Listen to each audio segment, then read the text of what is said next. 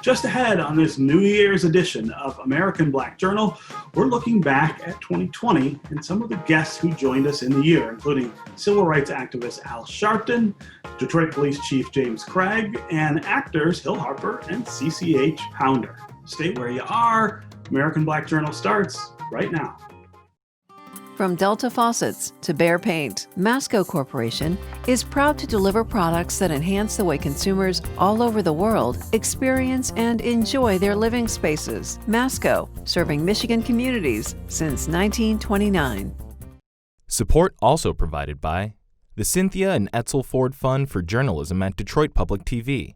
The DTE Foundation proudly supports 50 years of American Black Journal in covering African American history, culture, and politics. The DTE Foundation and American Black Journal, partners in presenting African American perspectives about our communities and in our world.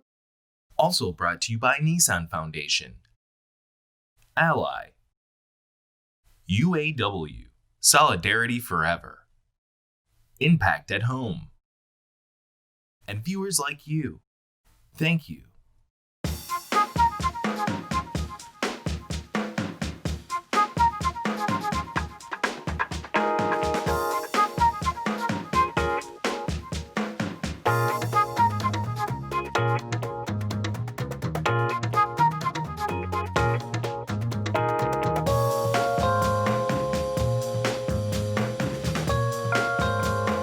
Happy New Year, everyone. I'm Stephen Henderson, and welcome to American Black Journal. We have officially closed the books on 2020, and it's probably not a moment too soon, since it's a year that none of us can remember anything like it in recent history. We saw the beginning of a pandemic, we saw civil unrest over systemic racism and police brutality, and we saw a really hotly contested presidential election. We also said goodbye much too soon to NBA star Kobe Bryant and to Chadwick Boseman, the wonderful actor. But perhaps it's the 320,000 Americans who lost their lives to COVID that hit us the hardest. We can't acknowledge all of the people that we lost last year, but we do want to focus right now on two Detroiters who did so much for the city. Our colleague at Detroit Public Television, Marlo Stoudemeyer, and Wayne County Sheriff Benny Napoleon. Here's a portion of a conversation I had with Marlo on this program, and from the ABJ archives, a 1994 appearance by Benny when he was the city's deputy police chief.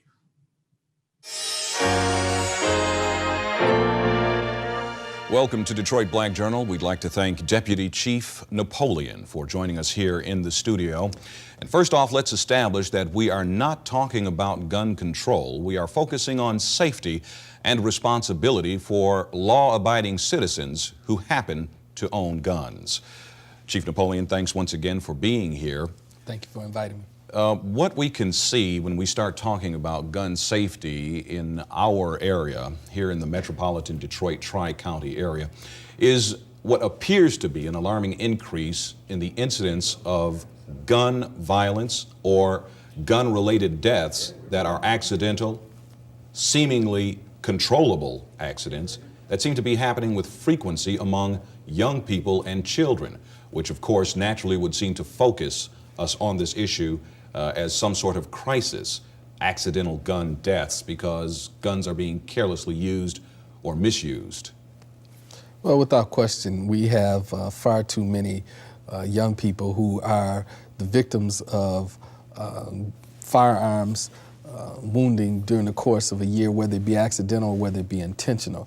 And overall in the city of Detroit, we have too many homicides that are related to the use of firearms. So firearms and firearms-related deaths are definitely a problem, not just in the city of Detroit, but throughout the country. I guess what makes this issue so outstanding, not only for Detroiters and others, is the fact that so many of the deaths and injuries that seem to be occurring, like those we're reading about in the papers these days, seem to be happening to young people, and they seem to be quite preventable. Young people are getting these handguns, and people in general, the criminal population, if you will, have their hands on guns that probably shouldn't even be out there in circulation. How are they getting the guns? Well, the guns fall into the hands of the children a lot of ways, and to the hands of criminals. You have licensed gun dealers who are selling guns to people illegally.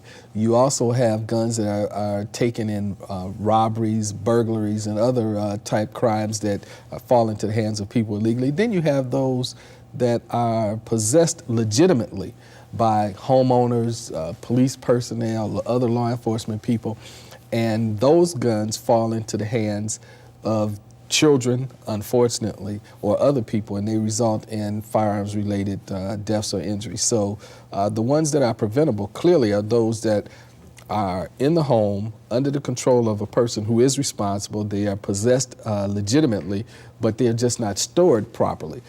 They are kept loaded. They're kept in a location that children are familiar with and a location that is accessible to the child, and they don't have gun locks on them. A lot of the things that could be done to prevent a lot of these accidental deaths and injuries are not being done by those who possess firearms legitimately. Detroit has talent. That's the hashtag for the social media movement named Roster Detroit. The goal is to change the conversation about the contributions of African Americans to the city's comeback. It is done by sharing positive stories and identifying networking and business opportunities for Black men and women. Here now is the founder of Roster Detroit, Marlo Stoudemeyer, along with Mark Lee of the Lee Group, who has blogged about the project in Crane's Detroit Business. Thanks to both of you for being here. Thanks for having me. All right, Appreciate so it. tell me what inspired you to celebrate the contributions of African Americans right now in the city of Detroit. Well, it all started with three things. So I was very frustrated with a Black History Month that felt kind of muted and kind of old. The images that I was seeing and hearing about Black men, particularly on Facebook and social media, and then this notion of Detroit not having talent. And every time we have a conversation about what talent is or what it looks like, it was the traditional white male millennial or the person riding in on their horse to save Detroit. And I said, that's not the Detroit I know. And so instead of me complaining, I said, you know what, there's people within my network, brothers who I can lift up. And I started doing a story, 2 stories every day.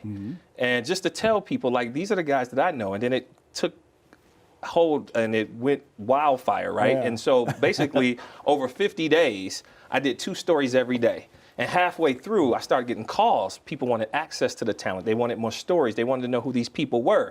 And I realized that this was much bigger. So I started working with a partner, and we created Roster to really create that digital platform to disrupt that status quo that I just talked about. Where is that status quo coming from? Why are we having a hard time with this in a city that's 85% African American? It's America. I mean, if you think about the way that America has set up, whether it be African Americans, women, people with disabilities, there's this notion that we've came up with around hidden talent. And so the majority, which is actually shifting, and by the year 2040, 2045, America will not be predominantly white. There's still this stronghold on this legacy and tradition of white America and these images. And so for us, we believe if you are going to disrupt the status quo, you have to change the conversation, the narrative, and the image of what talent looks like, but not just what talent looks like, but connecting talent to real opportunities. And so for us, we're saying that, listen, if there's not a table for us to sit at, we'll have to create our own table, our own platform. This is not exclusion of them, it's about inclusion of us in that conversation. And that's really important to me. And so to me, traditionally, you know, America has hired those who look like them, who they know, care, and like. And so it's relational. That's really what it is. Our condolences, of course, go to everyone who's lost someone to COVID-19. The pandemic also changed the way we do this show. Since late March, I've been talking with guests virtually instead of in the Detroit Public Television studios. We focused a lot of our discussion on the coronavirus, on the racial unrest, and on the election. The fact is that we have experienced in the last 4 years probably the most racist and xenophobic and homophobic and bigoted presidency in our lifetimes. And half of America voted for it. So I think it is a point that we need to take very seriously, that Trumpism is not a fluke. It is a reality. in American political and cultural life. And therefore, it necessitates more than ever that we have laws in place that protect us from those that would treat us, whether it is physically in terms of a George Floyd or Breonna Taylor, or whether it is in the corporate world or the educational world. We are in a country that still has no problem with openly supporting bigotry. And I think that if we are to go forward, however the next administration is, we need to go forward with that reality that everyone does not share the basic premise that all men are created equal and ought to be treated that way. I would love to hear your take on what's going on and what we should be making of the opportunity for change right now. You know, in some ways, I have no idea what's going on because everything feels so uncharted and unprecedented. In a normal world, we would have a government that saw that we were facing a coronavirus pandemic and do something about it. And instead, we live in a world where our government has literally chosen to do nothing about it, has hoped that perhaps it might just run its course like it's a common cold. And against that backdrop, we also have an administration that is trying to take away health care from more than 20 million Americans. We have a government that is actively interested in disenfranchising the most marginalized voters. And we have an administration that does not care about the millions of Americans who are currently going hungry and who are struggling to find ways to take care of their children while they also work full-time jobs when most school systems are not functioning. It's incredibly chaotic. And then, of course, there is also the ongoing systemic racism and protests against police brutality, extrajudicial murder, and just the casual indifference of police departments everywhere to Black lives. We are seeing these massive protests in the streets, not just in Detroit, but in cities all over the country. And I guess my question for you is, how did we get to this place where police and the communities that they are supposed to be keeping safe have so many tensions between them, and where that relationship seems to have broken down in so many places and in so many ways? Well, you know, Steve, I think the best thing we have to start with what's going on in Detroit, what's going on in the national landscape. You know, as many of your viewers know, that Detroit was the exception when you compare the images we saw of rioting, full-blown riots in other big cities. We're talking about looting, buildings being burned, police officers being attacked. And what we didn't see in Detroit, and while the first few nights, certainly there was violence, but there was no looting, no large-scale riot. And so the question is, why not Detroit? And so when you talk about the relationship between the Detroit Police Department and our community, I believe it's well above average. We didn't wait for the tragic death of Mr. Floyd to start trying to build trust-based relationships with our community. We didn't start then. This has been a framework and institutionalized in our department since I've gotten here, because you can't wait and respond. So that's number one. If we're going to talk about some of the other cities, clearly the relationships were already fractured. So the current state of things with Black Lives Matter is actually maybe more of a complicated question than you might assume.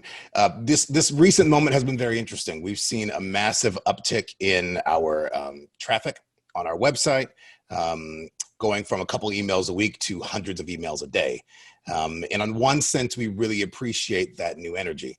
On the other sense, it's slightly frustrating because we haven't gone anywhere, right? We've been here, we've been doing work. And I think what a lot of people don't realize about Black Lives Matter in specific is that we are an organization with affiliate chapters, and we run programs, and we have to do the same type of fundraising as any other group. The primary difference is that our individual chapters have a lot of autonomy as to what we choose to focus on. And that's based upon the idea that what we need in Detroit is completely different from what you might need in Louisville or in San Diego. And so I think this recent movement has been obviously of benefit in some senses because it's kind of refocused the attention on the movement for Black lives. And it's our job now to make sure that we can leverage that and continue that momentum, because this moment for us doesn't fade away. We continue to do the work long after the cameras have stopped rolling. Yeah. As a Black woman, I completely understand why African Americans and other minorities may be skeptical of the healthcare system. And I certainly recognize that racism does exist in the healthcare system. So there's no question about that.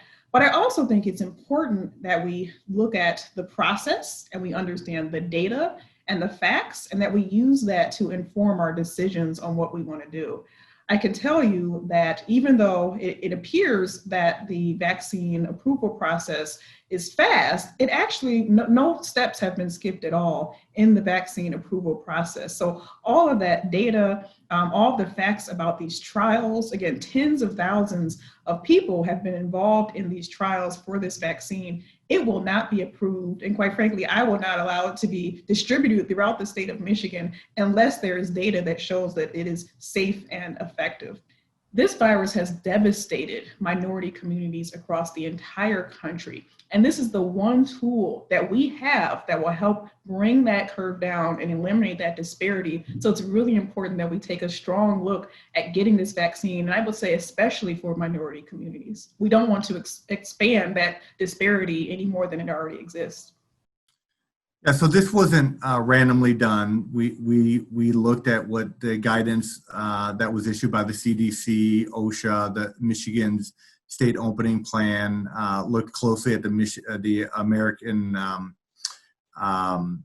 Federation of Teachers document, AFT, and tried to put all of that together based on the reality that COVID has disproportionately impacted Detroit in the Black community. So we knew that our plan had to be deeper, had to have more protections in it, more safety features than, let's say, districts up north or even to the west of Detroit. And so this is a collection of our best thinking based on the research that's out there, the medical best practice.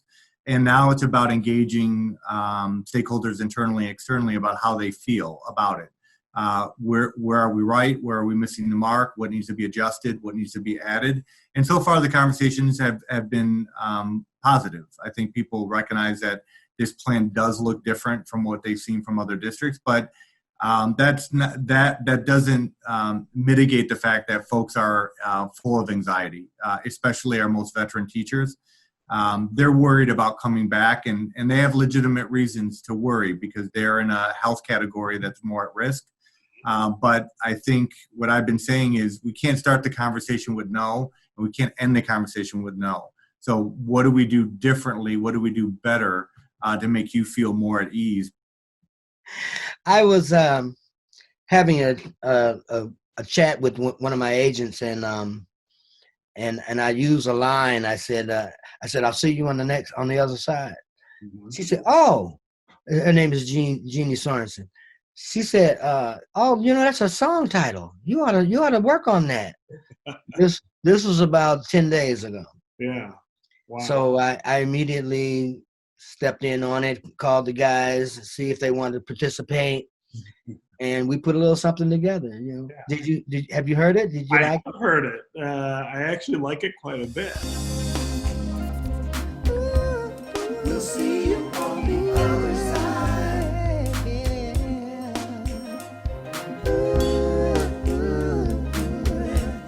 We'll see you. Brothers and sisters all over the world, these times are tough, we can't be deterred. We've got the power, embrace the truth, just keep the faith and we can make it through. We'll fight together for humanity, we'll stay the course and we'll have a victory. And I'll see you, we'll see you on the other side. Before the pandemic in March, we welcomed two really special guests to American Black Journal. Actor and art collector CCH Pounder and actor and philanthropist Hill Harper. Take a look. Years ago, I met so many people that I love. I just spoke about it, but people that I met over the years when I was at Harvard Law School, I met so many Detroiters, and I just had an affinity for the city. Yeah. Things evolved, and started to spend more time here, met more wonderful people, and decided just to invest in the city. So I bought a business here. I bought the roasting plant, which is a coffee roastery in downtown Detroit. And we do micro batch roasting, and it's a coffee shop. And then I bought one of Detroit's iconic homes, which is one of the Fisher Mansions. In this case, it's the largest home in a neighborhood called Boston Edison. And it's been a journey and a labor of love, you know, doing the complete rehabilitation of the home, and in the midst of it, it's a very long process. It's you know, it's almost 22,000 square feet, and goodness. so Right. it's a large, Yeah. you know, the main house and the carriage house, and it's 100 years old, and there's a lot to do. Yeah. Every week something new goes wrong. As an old homeowner, I can relate. Yes. Not quite 22,000 square feet for me, but that narrative kind of reflects the larger narrative here in the city. I wonder what you make of the things that are going on, the things that are changing for us in Detroit. Well, I'll tell you, to me, you have a wonderful investment in the downtown core, but a starking lack of investment in the neighborhoods. And it's really truly the neighborhoods, to me, and the people in those neighborhoods that are who you want to bet on. They're who you want to invest in. And the communities historically and the folks from here are the ones that have made Detroit what it is and its legacy. And that's what attracted me here. So you're talking about an outsider who's invested millions of dollars in a city. I got attracted here. Why? Because of the people. And that's what I just spoke about here. We can't ignore that. It's not about pretty old buildings and making those shiny. It's not about that. It's not about figuring out how to import people. It's about investing in the people that are here, letting them be creative, and creating a uniquely wonderful city that attracts people because of what's happening. Acting took a long time to manifest itself as a working person, and then all of a sudden it was there. And it was there relentlessly for, what, now 45 years straight. So I haven't stopped acting professionally. And while I was doing that, I started to introduce my friends who were artists to people who did movies, to people who became chefs. So immediately there was a kind of, you ought to know so-and-so, and she ought to know you, and he can put that up on your wall of your restaurant. And we had this wonderful sort of symbiotic activity going on within the arts. And so that's really how I started and how I continued. Does your acting and your experience through the career so far, does that influence how you interact and approach with and pick art? No, it's not the same, except in the sense that when you see the work downstairs, you will know that I'm interested in storytelling. And you can see it in almost every single painting that there's a story to be told. And it's not particularly complicated because there is strong emotion in almost all of the works.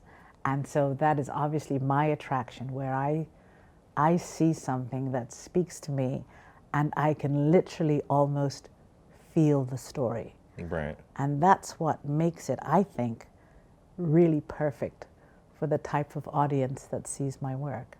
What is it about those pieces that makes you say, this is it? Like, I have to, like, this is the story, I have to have it, I get that tingle down my spine. Well, I remember my late husband saying to me, I'm only married to one woman. Look at all these women in here.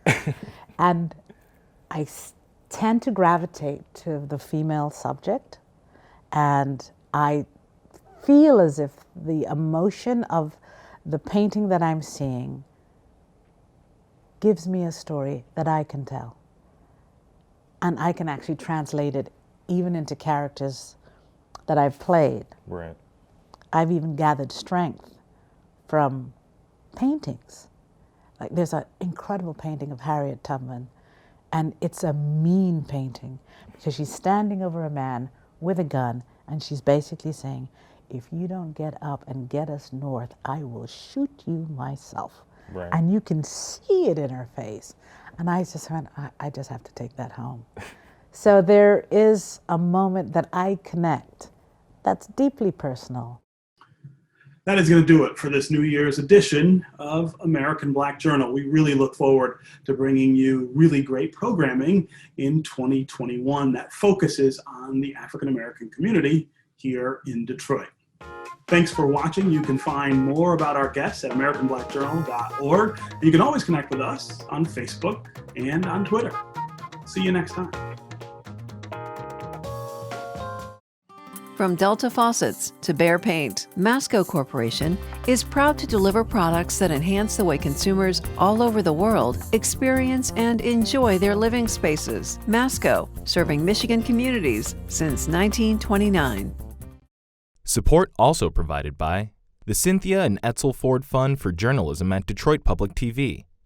The DTE Foundation proudly supports 50 years of American Black Journal in covering African American history, culture, and politics. The DTE Foundation and American Black Journal, partners in presenting African American perspectives about our communities and in our world. Also brought to you by Nissan Foundation, Ally, UAW, Solidarity Forever, Impact at Home, and viewers like you.